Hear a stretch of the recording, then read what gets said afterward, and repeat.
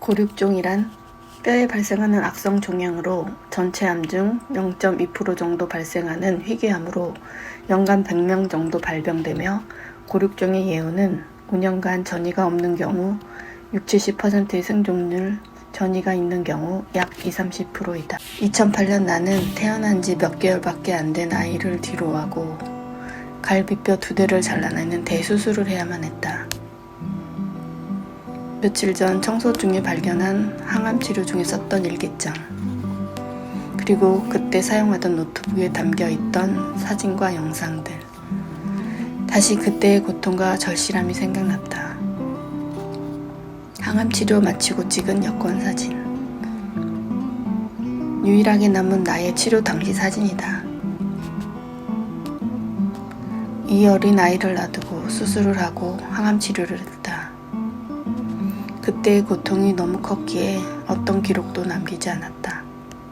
노트북에 남아있던 영상 중 찾아낸 항암 치료 당시 모습. 돌진한 아이 옆에서 과일을 챙겨주던 나의 모습. 이것이 나의 유일하게 남은 치료 당시 영상이었다. 이 어린아이가 10살이 될 때까지만 죽는 것이 두려운 게 아니라 이 아이가 나보다 더 힘든 삶을 살까봐 딱 10년만 더 살게 해달라고 빌었다. 하나님, 부처님, 그 어떤 신이라도 계시면 제발 살려주세요. 왜 하필 저인가요? 제가 무슨 죄를 지었나요? 이 아이를 위해서라도 저는 살아야 합니다. 점점 말라가는 나의 몸과 잿빛으로 변하는 피부색을 보며 점점 죽음이 다가오고 있다는 것을 느꼈다. 아니라고, 분명 오진이라고 믿으며 울기도 많이 울었다. 사랑하는 우리 아이의 첫 생일. 1년이라는 시간이 참 길고도 길었던 것 같다. 힘들고 지치는 일들도 많았지만 아이 때문에 견딜 수 있었다. 미안하고 고마운 마음, 좋은 엄마로서 잘하고 있는 걸까? 항상 미안하다. 그동안 건강 챙기지 못해 미안하고 또 미안하다. 나만 힘든 게 아니라 여러 사람을 힘들게 하는 것 같아 미안하다. 6개월 동안의 치료 잘 받아서 당당한 엄마로 다시 열심히 살아야지. 모두 사랑해. 항상 고맙고 미안해. 엄마 잘하고 돌아올게. 2009년 7월 14일. 뒤돌아보지 않고 살아서 앞만 보며 달리고 있어서 누군가가 내 삶을 되돌아볼 수 있는 시간을 준 것 같다. 왜 그렇게 살았냐고, 왜 여유도 안 가지고 항상 마음 졸이며 살았냐고 질책하고 꾸중하는 것 같다. 혼자라고 생각했었다. 정말 그렇게 생각했었다. 이번 일 겪으면서 절대 그게 아니라는 걸 알았다. 이 세상에 나만 있는 게 아니라는 걸 알았다. 날 격려하고 걱정해 주시는 분들, 내 주위에 이렇게 소중한 사람들이 많을 줄이야. 이젠 외롭지 않을 것 같다. 지금 주어진 이 시간들이 고마울 뿐이다. 2009년 1월 29일 2차 항암 치료가 시작되었다. 왜 이리 시간이 더디 가는지, 이 힘든 시간이 모두 지나 지금 이 순간을 추억할 날이 오겠지. 치료가 모두 끝나면 우리 아가도 많이 커 있겠지. 이 못난 엄마가 이런 가분한 사랑을 받아도 되는지 감사합니다. 나의 아들로 태어나줘서. 2009년 3월 16일 내 의지가 약했던 걸까? 항암 6차 18번 모두 끝내지 못하고 항암 2차 6번의 치료를 마치고 난 항암을 포기했다. 난 이겨내리라 잘 견뎌내리라 생각했었는데 항암 치료는 견딜 수 없을 만큼 힘들고 외롭다. 사실은 무섭다. 나의 이 선택이 정말 잘못된 선택이었다고 후회할 날이 올까봐. 제발 우리 아이가 클 때까지만, 제발. 요양원에 있는 내 자신이 믿기지 않는다. 내가 왜 이곳에 있는지, 왜 머리는 허전한지 도무지 받아들여지지 않는다. 예전의 내 모습, 수술 전 내 모습으로 돌아갈 수 있을까?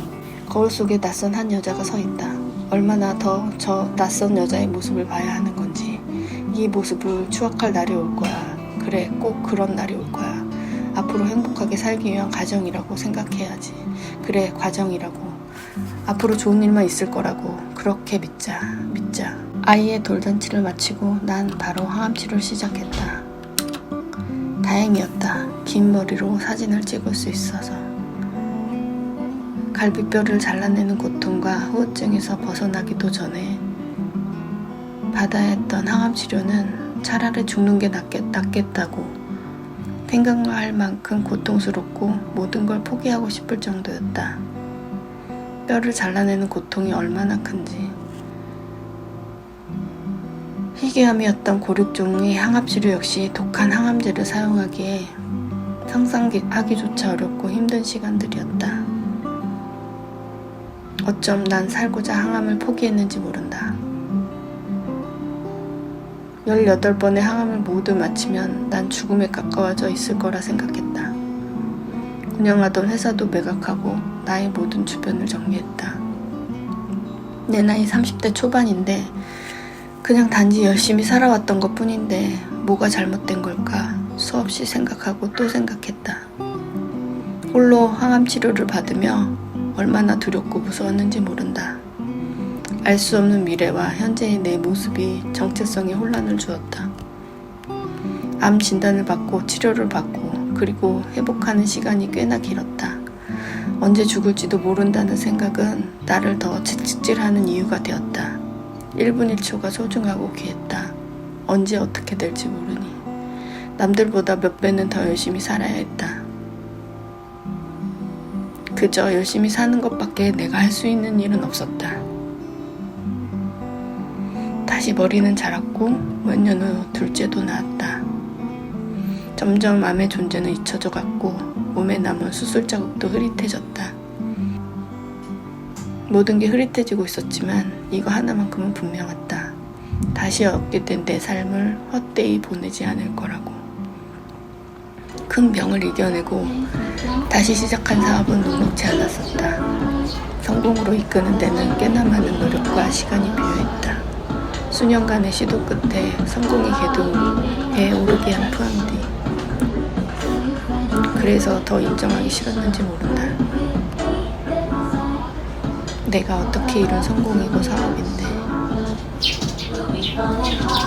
죽음의 공포에서 나를 다시 일으켜 세운 푸암디. 나를 아는 누군가는 가끔 말한다. 건강은 괜찮냐고. 혹시 다시 아프면 난 죽는 거지 뭐. 이렇게 대답한다. 더 이상 삶에 대한 미련도 아쉬움도 없다. 아이가 10살이 될 때까지만 살게 해달라고 하던 소원이 충분히 이뤄졌고 벌써 17살이니 난 할 만큼 했다고 생각한다. 내일 죽어도 여한이 없을 정도로 살았으니 앞으로 어떻게 살까라는 고민은 아직도 있다. 성공이라는 것도 맛보고 실패라는 것도 맛봤다. 이제는 내가 원하는 삶을 살고 싶다. 내가 원하는 것, 내가 할 수 있는 것, 내가 타고난 것, 나대로 사는 것. 그것이 내 남은 삶의 숙제가 아닌가 싶다. 내가 무엇을 원하겠는가? 언제 어떻게 될지 모르는 세상인데 현명하게 살고 지혜롭게 이 삶을 살다 감사하게 떠나는 것. 이제 그것이 나의 숙제인 것 같다. 아직까지 살아있음에 감사하고 아이들이 10살이 넘어져서 감사하고 아직 내 삶엔 감사할 일 투성이인 것을.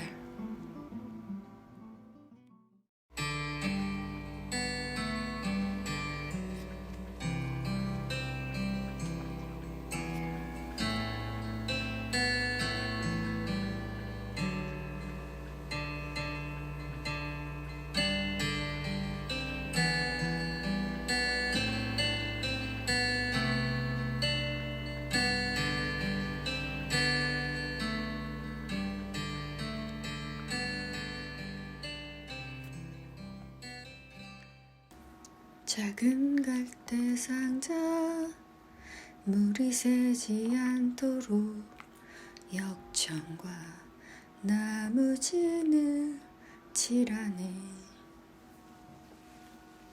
어떤 마음이었을까 그녀의 두 눈엔 눈물이 흐르고 흘러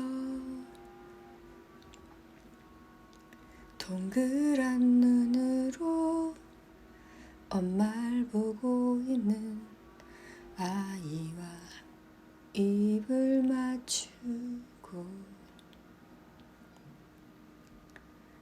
상자를 덮고 강가에 띄우며 간절히 기도했겠지. 정처 없이 강물에 흔들 흘러내려가는 그 상자를 보며 눈을 감아도 보이는 아이와 눈을 맞추며 주저앉아 눈물을 흘렸겠지. 너의 삶의 참주인, 너의 참부모이신 하나님 그 손에 너의 삶을 맡긴다. 너의 삶의 참주인, 너를 이끄시는 주 하나님 그 손에 너의 삶을 드린다.